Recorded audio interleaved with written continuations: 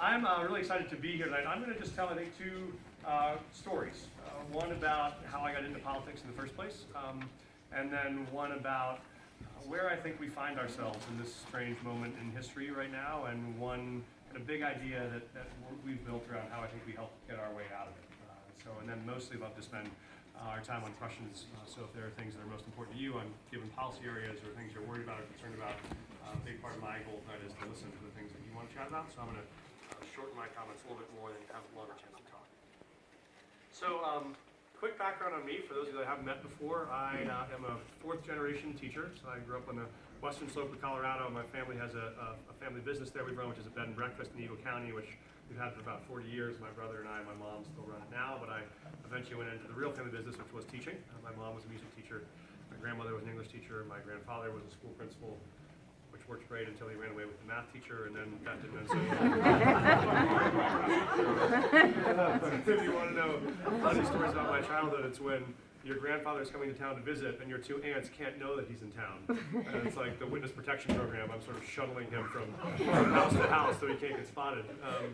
But that aside, I started my career in teaching. My first job I taught in a little town in Greenville, Mississippi, in the Mississippi Delta, one of the poorest counties in America. You're from Mississippi?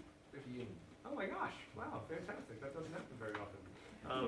I was lucky to meet a fellow teacher there who became my wife, who I now dragged out to Colorado, even though she still thinks you should be able to wear tank tops in November at 7 o'clock at night. I'm working on her on that one.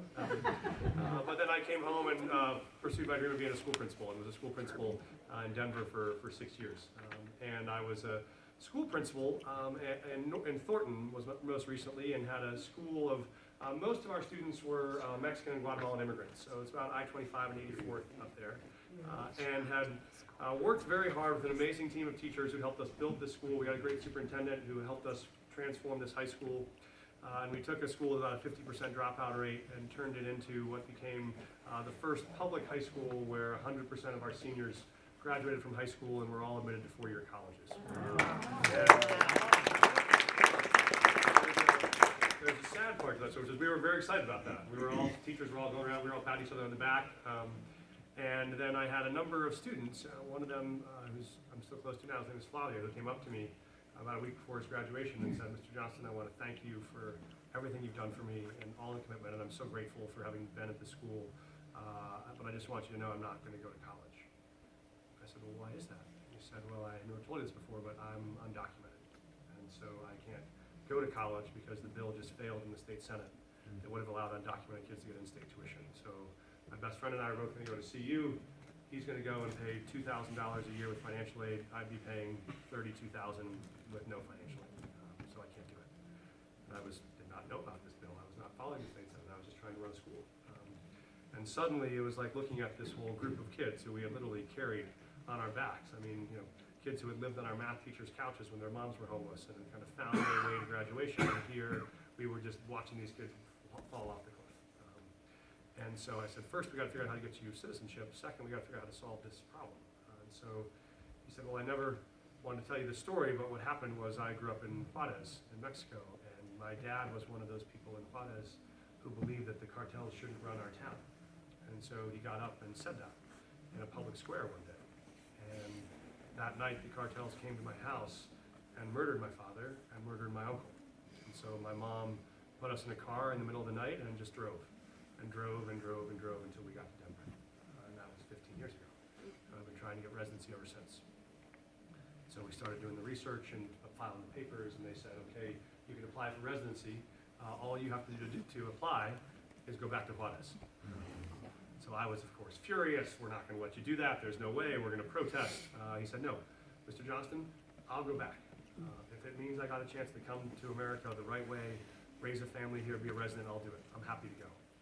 But I got a little brother who's 2 years behind me, and I don't want to see him go through the same thing. So I'll go to Mexico. You fix this damn law. I said, don't talk that way, Flavio, but I will work on it. So that was when I decided to run for the state Senate, and I ran. And I committed that we would run this every year until we passed it. And bad news was we failed the first year. Good news was that after we failed, I got a call from Flavio who said, Mr. Johnston, I got my papers, I'm coming home. And I'm taking you to lunch. He comes home, takes me to lunch, says, Mr. Johnston, I don't want you disappointed. I still want to go to college. I still want to be a nurse. That's still my dream. But there's something I have to do first, which is I've decided to join the U.S. Army because I just want to give something back to the country that's given me so much. But my brother's running out of time, so I get this bill passed. So he went off to boot camp, we went back to work again, and Linda remembers this. But we had gone through 13 years of trying to pass this bill and it never passed. And in those 13 years, it never passed because we'd never had a single Republican vote for it. And so, as one of the things I started doing was traveling the Eastern Plains and seeing if I could find Republicans to talk to about this. And one of them, you remember, was Greg Brophy. And I went and sat with Greg Brophy in his town. And Greg Brophy was a Little League coach in a tiny ranching town called Ray. And I said, I bet he's got a kid on his team who's undocumented. And I told him that. He said, no, I know all my kids. I said, just ask. I was home for a long weekend, baseball tournament.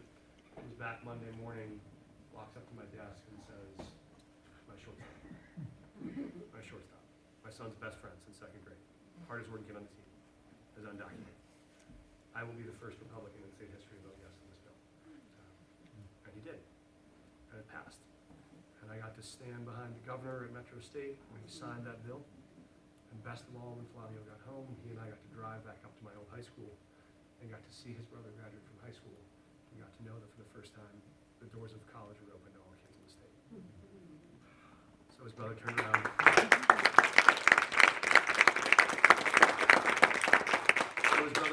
And joins the Marines. But the most powerful part of me running for governor was the day that I announced Flavio introduced me. So whatever happens to the rest of the campaign, it's been worth it to this stage because seeing him stand up there, he's back from 2 years in Korea, he's applying to nursing school at UC Denver, he's been a great success story. But I tell you that because I think it's easy to believe at this moment in history that it's not really possible anymore to get big things done. And it's certainly not possible anymore to get big things done with bipartisan support. And that has not been my experience. One of the greatest examples of this is Linda Newell, who might be the only person in the Senate who has a higher percentage than I do of bills that are co-sponsored by Republicans. But of the 120 bills I passed, I'm very proud of the fact that 92% of them have Republican sponsors on them. And they're not license plate bills. They're big bills like the one with Flavio. They're criminal justice reform. They are closing coal mines to expand solar and wind power. They are banning the use of the chokehold or making sure that you can't profile people based on the color of their skin. Things that mattered if you're willing to reach across the aisle and do that. So my experience has been those things are possible if you're willing to develop the vision to do it, have the courage to fight through it, and have the humility to ask anybody you can to help, even if it's a very conservative Republican from Ray. And so when I think about where we are now, I think about a different story, and I'll close with this, and I'd love to take your questions. Which is the last year and a half has been hard for me. And it's been hard for me as someone raising 3 kids. I'm sure for folks in this room it has been. It's some conversations I never thought I would have. And what I think about now is I think about when I taught in Mississippi, the first field trip I ever led was to Central High School in Little Rock, Arkansas, which you know is the place where the Little Rock 9 first integrated Central High School. And I remember taking my kids to the museum there, and there's a photo that you've all probably seen that reminds me of today, which is Elizabeth Eckford, who's one of the Little Rock 9, and she's got her books in her arms, and she's walking up the steps to Central High School. And there's a mob of sort of angry white people around her. But standing right behind her is this little 15-year-old girl with a poodle skirt on and looks like she should be at a sock hop somewhere. Her name is Hazel Bryan. And this girl is up in Elizabeth Eckford's face and is screaming at the top of her lungs in this girl's ear. And there is just so much hatred in her face, it is unfathomable. And I think America looked at that photo and said, wow, how did we get here? How did we get to this moment? And I feel like that's the reaction I've had so many times over the last 9 months when I read a tweet or see a public rally or see what someone has said about a fellow American, and I think, wow, how did we get here? But for me, the deeper question is, how do we get out of here? And I think there is some lesson in Hazel Bryan and Elizabeth Eckford, which my belief is that one of the reasons we got here is because when you have moments of intense economic and social change, people get very afraid. And when you have intense moments of economic and social change and you don't have faith that your government is going to play any productive role in helping you solve it, then you turn on each other. And that's where I think we are now. And one of the things that I think is a real part of the economic anxiety that we're feeling around the country that drove this last election is what happens when we're living in an economy when every 3 or 4 years my industry might disappear? I might have to go looking for a new job or a new career, and how do I get there if I'm like my brother who drives trucks and has been doing it for 30 years? Right? You know, self-driving vehicles not so cool to him because that is a whole different way of life if that job goes away. So what we proposed on the first day of the campaign was what we called the Colorado Promise, which is how do you help folks get from jobs that are disappearing to industries that are emerging, and how do they get the skills to get from here to there? What we propose is that people ought to be able to have access to up to 2 years of either career training, skills training, community college, debt-free, if they're willing to provide some meaningful service to the state to earn it. So we don't print money in Colorado. Well, we do, but we send it to DC. We don't print our own money. So you know, nothing's free. You gotta work for it. But our idea is you build something like the WPA, right? Like the Colorado Civilian Corps, where folks could do meaningful service to the state, whether it's trail repair or fire prevention or flood prevention. You could be a student 5 days a week or work 5 days a week, and 10 or 12 weekends a year you'd come and work back to earn that credential. But the beauty would be if you're 18 or you're 58 and you feel that job disappearing, you could say, okay, what skills do I have now? What jobs are out there that I'd like to get? And how do I get the skills I need from here to there? And our belief is if you start to address some of that underlying anxiety and fear, people breathe a little bit deeper, they lean in a little bit closer to their neighbors, and they realize that this isn't going to destroy their way of life. And the hope for that is if you go back to the story of Elizabeth Eckford and Hazel Bryan, I think Elizabeth Eckford was terrified about what this young black girl meant for the rest of her life. Was she going to take her spot in high school? Was she going to take her college spot? Was she going to take her husband? Like, what did this new change mean? Well, what happens in that story is Hazel Bryan, the white girl, graduates high school, moves to a town in southern Arkansas, gets a job, gets married, has a couple kids, realizes this whole integration thing is not going to destroy the life that she wanted. And with that little bit of peace, one Sunday she starts flipping through the white pages and finds Elizabeth Eckford's phone number and calls her and says, I just want to say I'm sorry for who I was that day.